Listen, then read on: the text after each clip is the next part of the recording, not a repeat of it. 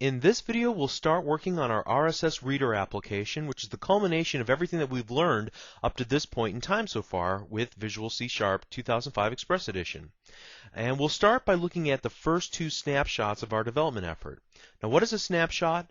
We talked about this in the previous lesson. Basically, a snapshot is a distinct period in time where I stop what I'm doing, save it off into a different folder, and then talk about what it is that I did for the past hour or 2 hours or so.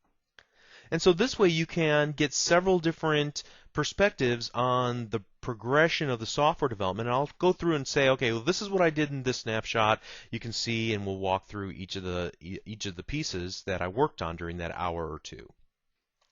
And it also is helpful to you. You can download each snapshot, take a look at them on your own, and if you're trying to follow along and build the application on your own at the same time, then you can use it as kind of a reference, or if there was something that wasn't explained very clearly and you want to investigate it on your own, set some breakpoints and walk through the code, you're certainly welcome to do that. So make sure that you down the sample code for each of the snapshots from the same location where you downloaded this video. So let's jump right in and start talking about snapshot number 1. In this first snapshot, I took some of the very basic steps of getting started. I created a new project called RSS Reader. You can see that's loaded in the Solution Explorer. And I created 3 forms. The main form.cs, which is loaded in the main area. And we'll talk about each of the elements of that form in just a moment. And we'll come back later and talk about the folder dialog.cs and the channel dialog.cs.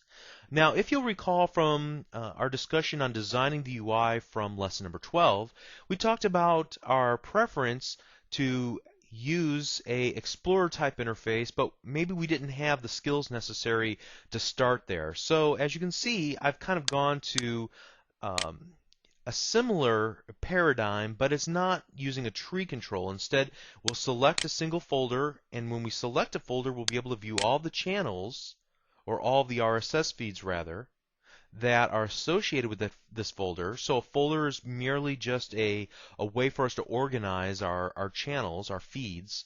And then when we select one feed, all of the news items that have already been collected from that feed will be displayed then in this news items box at the bottom. When selecting a single news item, then we'll be able to see the details of that news item on the right-hand side. So again, think of the Explorer view where we'll see the details over here on the right-hand side, the title, the description, the date it was posted or collected from the internet, and then we'll have a little bit of a browser view, a window that allows us to view the actual page where this entry, this article or blog posting or what have you can be found. And if we want to see that in a full window in Internet Explorer, we can click this expand link. Okay, so we'll come back to this in just a moment. Let's start off by talking about the controls and how I proceeded through the development of this. The first thing that I did was that I added what's called, and if you click just somewhere here in the gray background, go to the Properties window, a tool strip container. So if you go to the toolbox and you scroll down to menus and toolbars, you'll notice this control called a tool strip container. The description as it pops open says it provides panels, let's get that again here, on each side of the form that can contain one or more tool strip, menu strip, or status strip controls.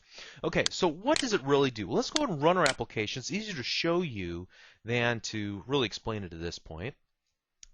So as you can see, I've got my menu here, my toolbar, and we'll come back to these in just a moment. I've got a status strip down here.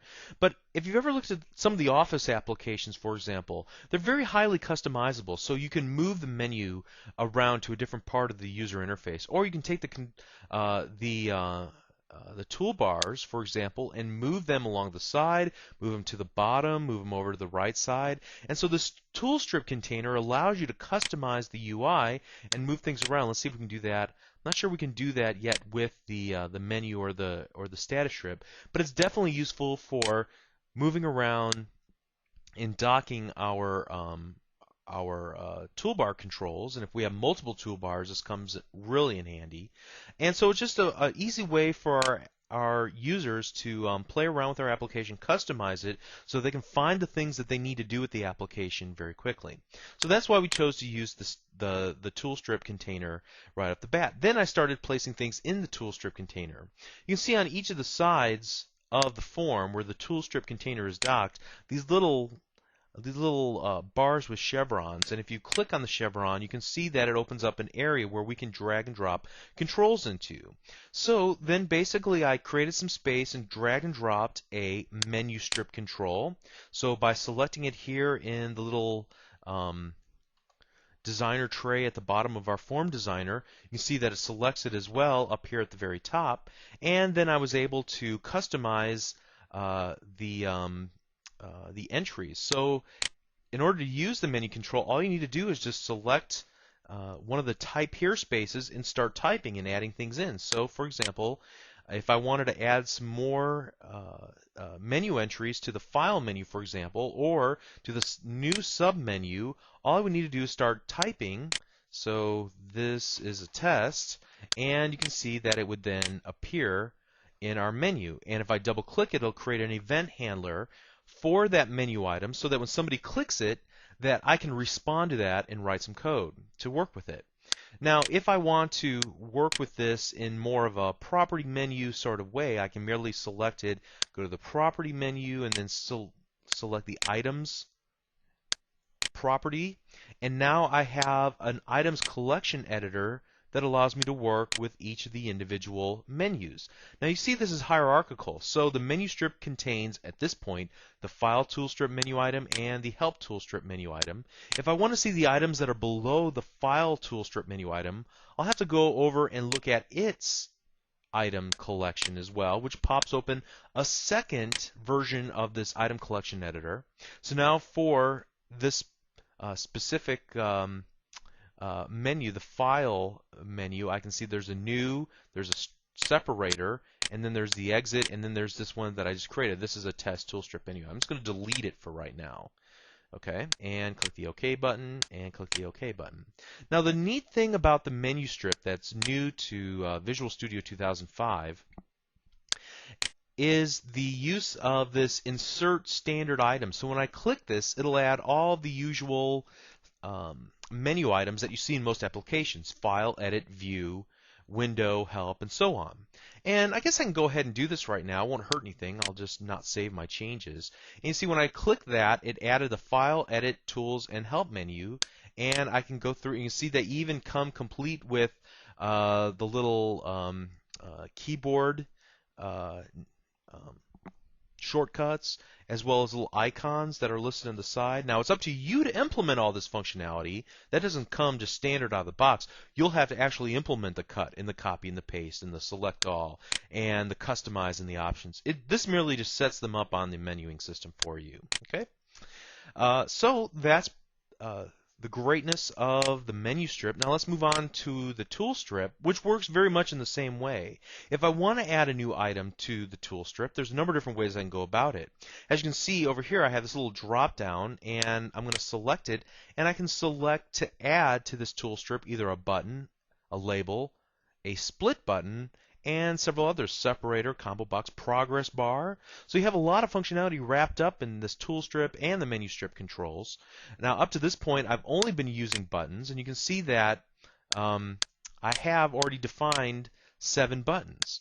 Now how did I get my little neat icons there with the folder plus, edit, and delete, and then the channel plus, edit, and delete, as well as this RSS refresh icons?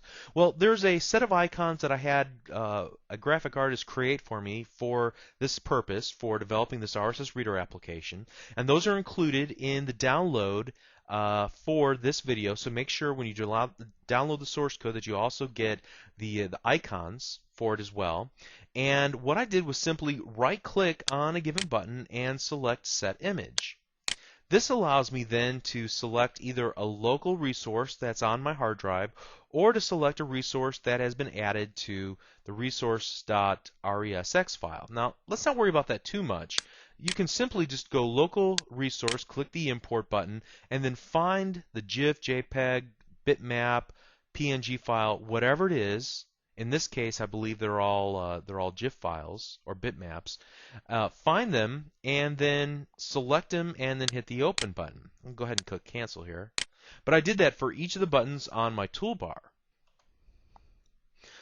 So just like the menu, even though I've got these neat little icons here, they really don't do anything yet. So we'll still have to write some code behind each one of them, and we'll talk about that in just a moment. Now, moving on to the main area, you can see that we have this folder combo box.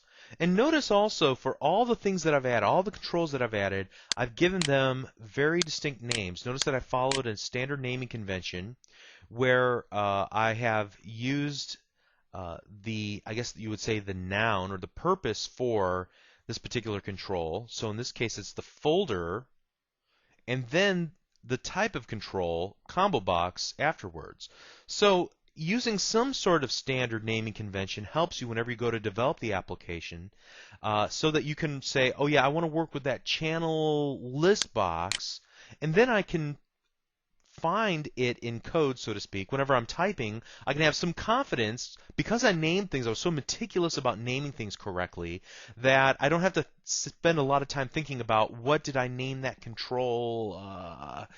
Here I can just say, oh yeah, it was a channels list box, just like I would call it if I was speaking with you in plain English. So find a naming convention that works for you. Other people have other naming conventions. Sometimes it's a three-letter acronym for the contraction for the type of control. So LST would be list box, for example.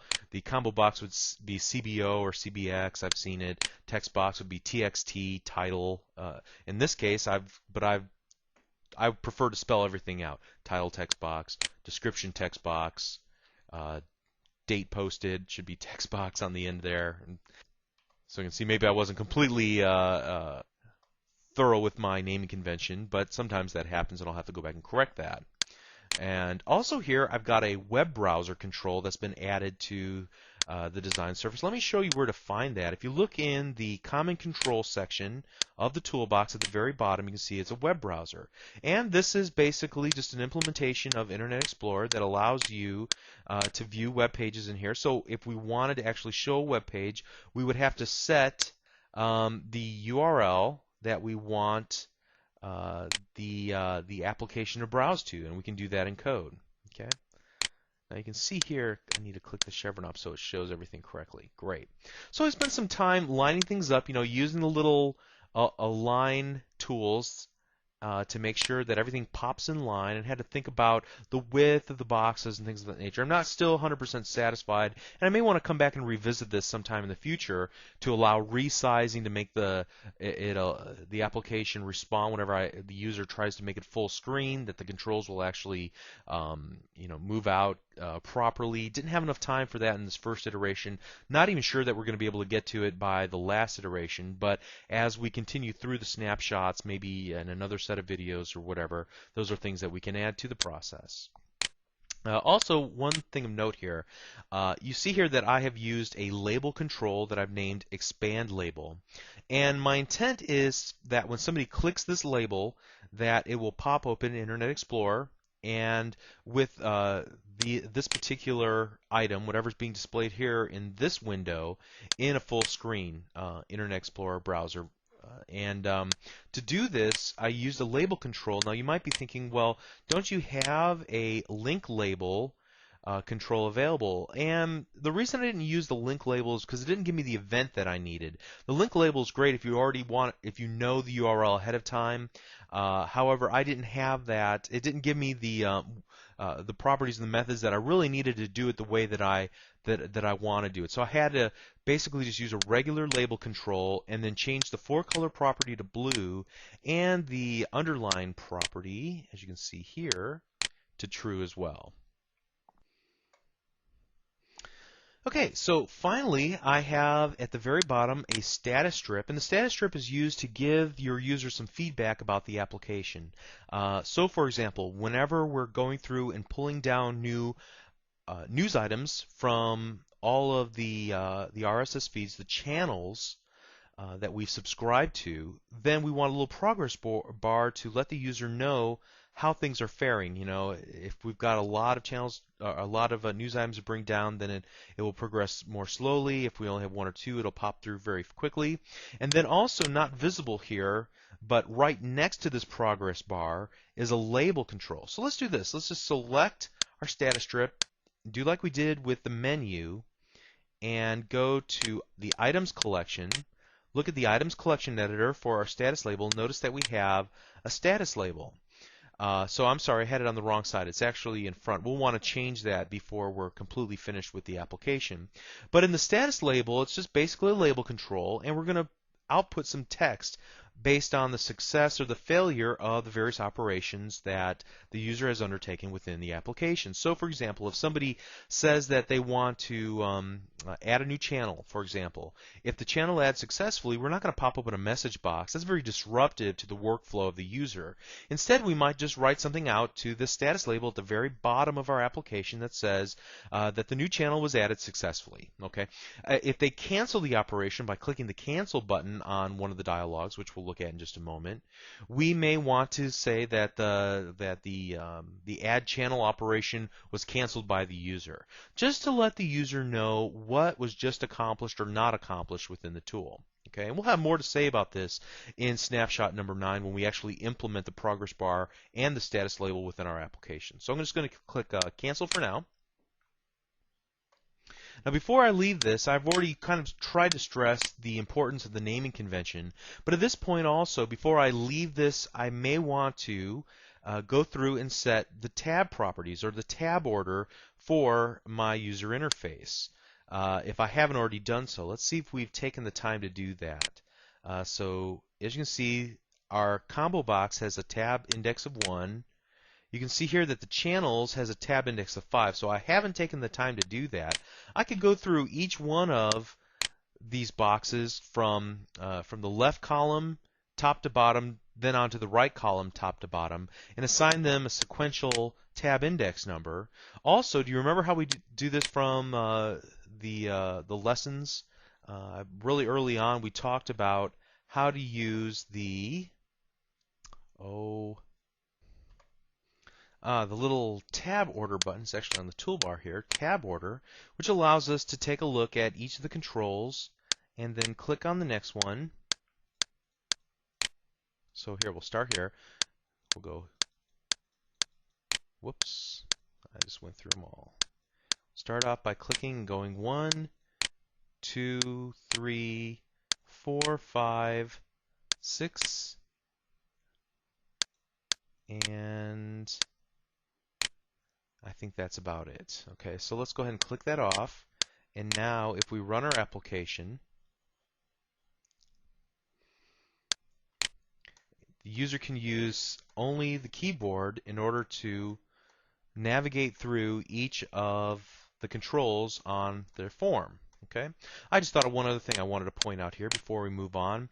The description text box, I don't think this is something we talked about. We want it to display on more than one line, so what I did was enter the multi-line property and set it equal to true.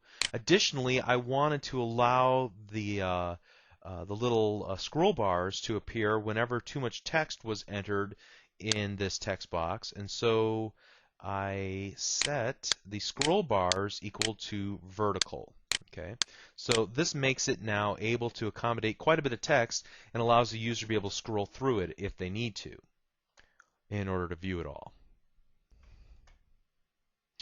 Okay, so moving on, let's take a look briefly at the channel dialog, and this will appear, whoops, let's start with the folder dialog, I apologize.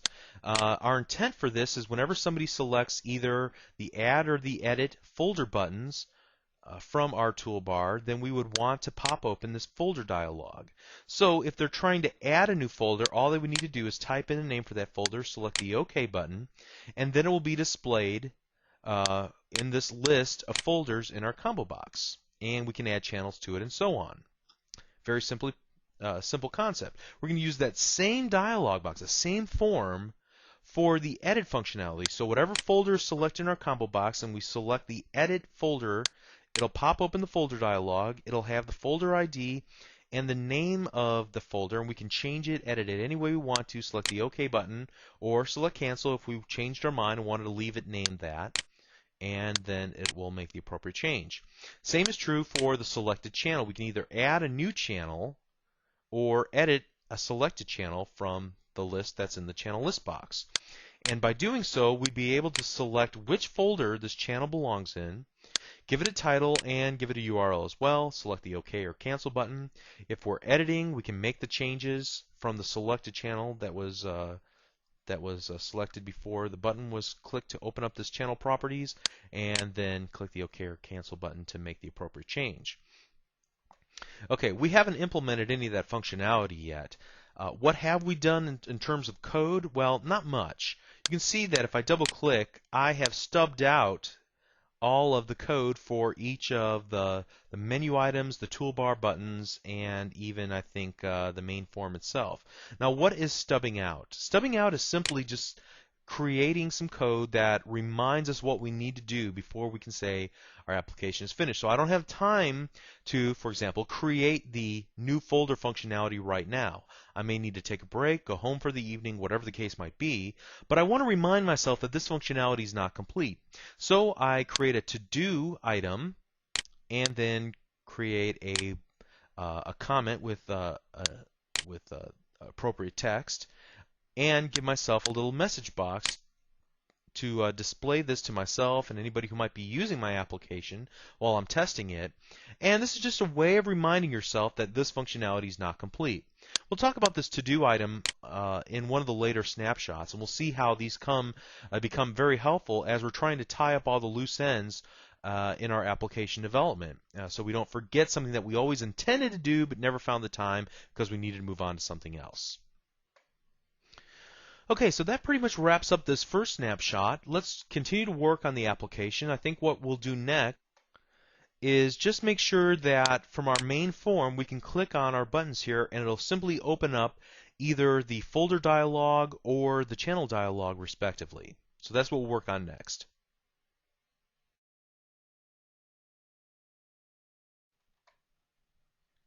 Okay, so after about 45 minutes or so, we have snapshot number 2, and let's just demonstrate very quickly what the end result of this snapshot was. If you click on New Folder or Edit Folder, or if you click on Add Channel or Edit Channel, it'll pop open one of the property forms. Now notice that whenever the folder properties dialog is available, I can't switch back over to the RSS Reader application. It is what's called non-modal, or rather a dialog. If I was able to switch back and forth between these two forms, then that would be known as, they would be both known as modal forms. However, in the non-modal, this requires the user to take an action on this form before they can continue using the rest of the application. So that little tidbit of information will become very important in just a moment. Okay, next I wanted to make sure that I'm able to communicate back to my main form what button the user clicked, whether they clicked the OK button or the Cancel button. We'll talk about how we do this in just a moment, but just to prove the point, whenever you click the OK button, I simply pop open a little test message box. We'll remove this in the future, don't worry. And for example, when I click the Edit and I click the Cancel, then you can see the user select the Cancel button. Same thing is true whenever we're working with the channel properties, and both in Add and Edit mode. Okay. So what did I do here? And why did I do it? Well, first of all, I just wanted to make sure I get some of the easy things out of the way. I want to make sure that my form can communicate, and so this really is helpful if I were to have somebody over the house right now. I could explain to them, well, this is what I'm doing, and I can kind of walk them through the application. It also gives me a sense of confidence that this is going to, the flow, and it helps me kind of work through the application in my own mind. Is the flow right? Is this convenient for the users? Did I have to do this next? No. But it is something that would eventually need to be done, and I just decided to tackle it right now. So sometimes you just have to make judgment calls on what you're going to work on next. Typically, if I'm working on the UI, I want to get many things associated with the UI kind of worked out and ease into the development process. Then I might turn my focus on to some of the more complex aspects of the application and get those out of the way next. So just a little bit of a confidence builder. Okay, now how did I do it? That's the big question. So let's go ahead and double click on any of our buttons. We'll start off with the Add Folder button, and you can see here that I have some code. I'm first of all creating a new instance of that folder dialog.cs. So I've not really used a very good naming convention here. I've just plucked out something off the top of my head. I called it F. We'll revisit this in the future. Typically, you want to be a little more careful about how you name things, but I know that I'm going to come back to this in a few moments and probably rename a bunch of things. So the next line of code, line number 82, I create an instance of a dialog result object called result, and I will put into that result object the result of the show dialog method of our new F object, the folder dialog. So whenever you want to pop open another window, you'll either use the show method or the show dialog method. If you use the show method, then you put your windows in a modal way of working. So there will be the ability to work with one form or the other and have them both displayed at the same time, and you can switch back and forth between the two of them. With a dialog, or rather using the show dialog, the user will have to work with the folder dialog in this case before, and hit either OK or cancel, close down the form, before they can start working again with the main form. So that's the difference. And I wanted to use show dialog because I want to get feedback from the user about what they accomplished, so that I can accurately reflect that and update the main form. So that's why I use show dialog. Now, the cool thing is that show dialog will tell us whether the user clicked the OK or the cancel button. Now, based on that, we're going to check, did the user click the OK button? If so, we'll take a certain action. If they click the cancel button, or any other button that we might have, then we'll say, well, in this case, just pop open the message box says that the user selected the cancel. Then finally, we're going to set a null reference to our folder dialog, essentially taking it out of memory. Okay. So now, in order to get this to work, we had to do something special with our folder dialog. So let's open that up and take a look at the OK and cancel buttons. So I'm going to go over here to the Properties window, and I had to set a special property in order to get this whole system to work. I have to make sure that the dialog result property is set for both my OK and cancel buttons. If it's not set, then I'm not going to get the results that I want. Also notice that there's a number of other dialog results that we could add. So if we had abort, retry, ignore, yes, no, those are other dialog results that we can track for using this show dialog method.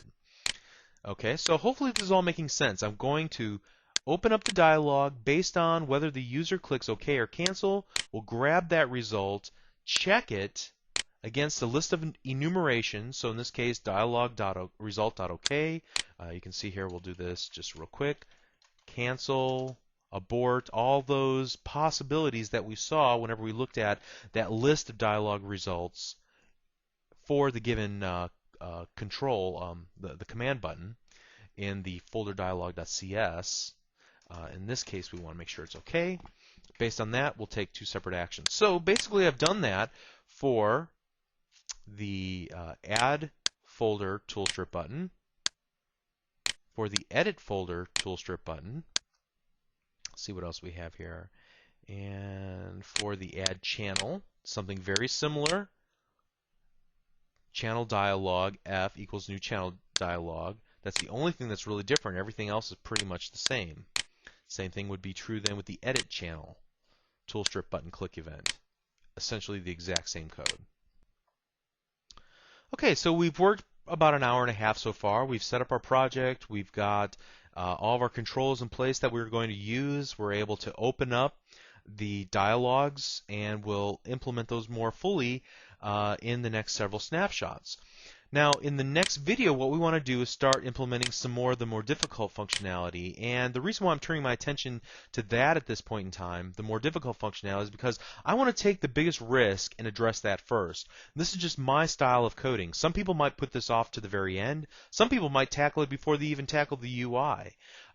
In my particular case, I wanted to get the UI looking good, standardized, and then I'm going to take on the biggest unknown, and that is, how am I going to retrieve data from the internet, specifically XML data in the form of the RSS specification, and I want to see if I can just grab all that data down and display it on screen in some way. I'm not going to worry about saving it in a database just yet. I just want to make sure that I can at least do that next step. So, at least in my mind, I have my next goal for my next snapshot, and I'll meet you in the next lesson. Thank you very much.